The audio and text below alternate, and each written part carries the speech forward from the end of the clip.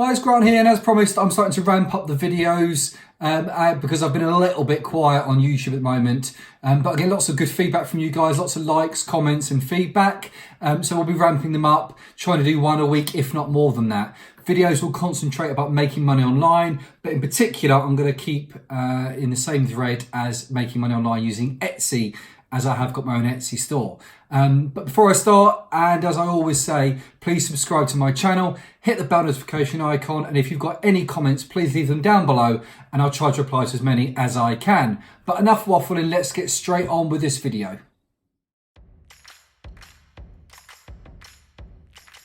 So my experience is mainly on online marketing, but generally in marketing anyway, and some of the ideas that I work with to try and get traffic to my Etsy store or to any other website for that matter. I own quite a few now. But you know, just driving traffic, conversions and sales, the same principles apply. Just because it's Etsy, it applies to eBay, to Fiverr. I've got my own Fiverr store or Fiverr gigs going on. I've got an eBay store and I've got my websites, and the same principles apply. So I'm going to take some of those principles and just share them with you today. One of the things that I try to look at is how to provide re-engagement with customers.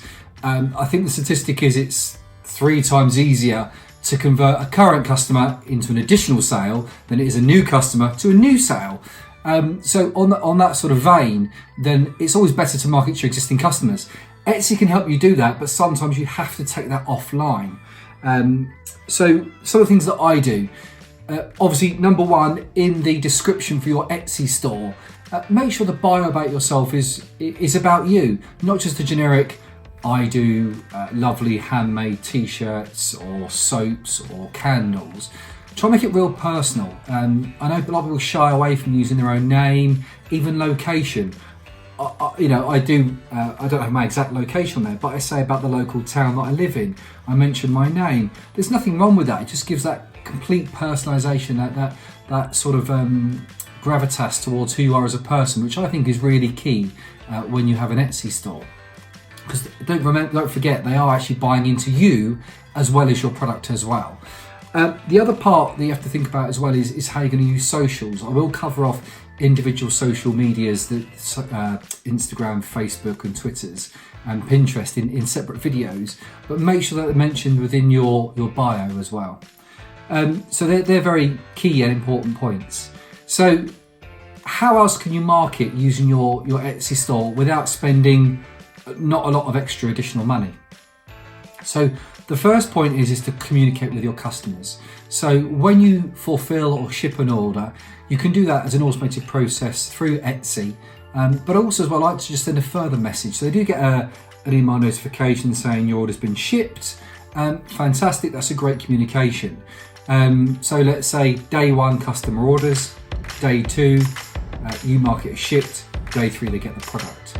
Now my experience is not a lot of people leave reviews or feedback. Again, I'll cover that in a separate video. But what I like to do is communicate with my customers and reach out to them on about day 5 or 6. A very nice, very personal email. Hi name, hi Grant. Just wanted to thank you again for your order. I'm a small one-man band or a small business, but based right here in the UK, if they're a UK customer. Again, try and make it real personal. Just saying to them, thanks for your order. Just want to make sure there's no issues. If there isn't, would you mind giving me a review? Absolutely perfect. Nothing wrong with that communication whatsoever. What are you going to get out of that? Number 1, great customer service. So good or bad. Good, what I mean by that is that the customer feels that they've been appreciated for their order. They have spent some money with you, be it £1, 2, 3. Some Etsy items are several tens of pounds, so it's worthwhile saying thank you. But also the reverse of that, it's the bad customer service or the bad potential customer service or order experience. So they could come back to you and say, I haven't received my order yet. So you know about that. Rather than reaching out to you, you're being proactive in your communication. Can I help you? What can I do? So really, in many occasions, it's just a case of waiting a little bit longer. To be fair, international orders, 50% of mine are late. So I still communicate. I don't wait 5 days. I wait about 10, 11 days.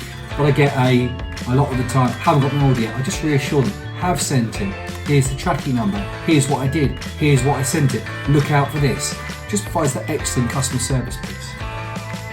Secondly, you're asking for a review, which is important in terms of getting customers to come back to your site. When they come to your Etsy store, they see your bio, they see your products, and they look for your reviews as well. So that's really important. So that's a really good piece.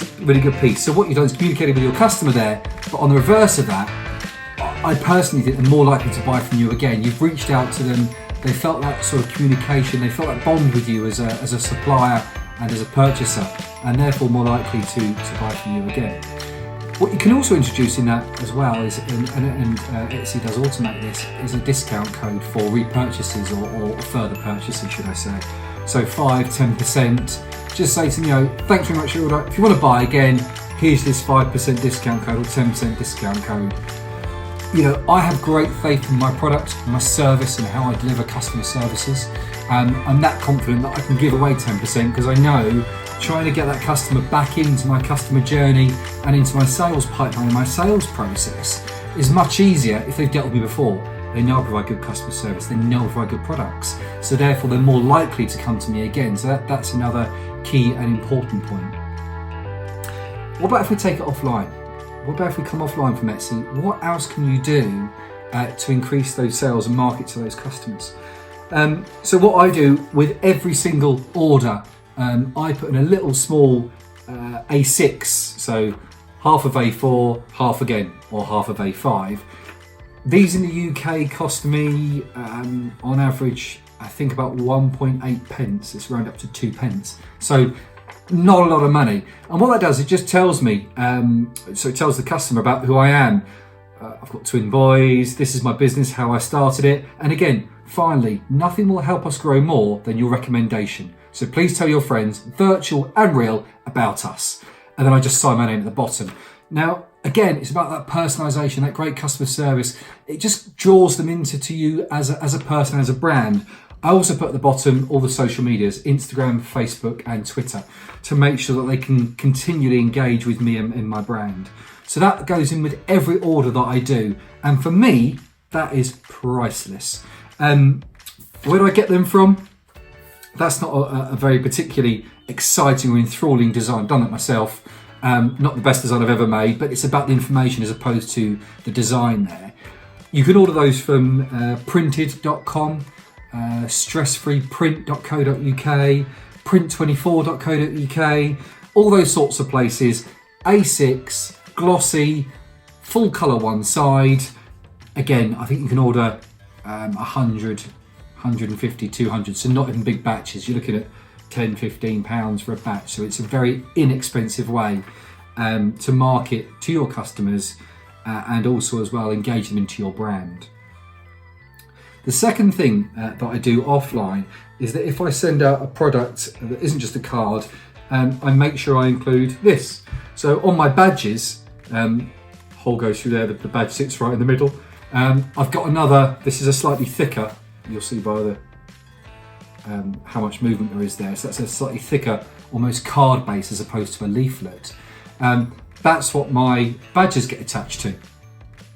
Again, brand awareness, personalised, not personalised in terms of who it's going to, but making sure it's a bit about me. So wear me with pride. So what we say there is just be happy about your purchase. Really we want you to be excited about what you've purchased. And again, getting back into the brand, snap, post, tag and share. And then the social medias. Again, trying to re-engage them, get them into that brand. And I think that's really, really key from that point of view. So two small offline items that you can do. And the other part that you can also introduce over and above what I've talked about today is some email marketing. So you can go back through customers over time and market to those customers and just introduce new products to them. You can introduce new offers, also as well on your Etsy page, completely free. Again, these are all low cost promotional ideas and marketing ideas.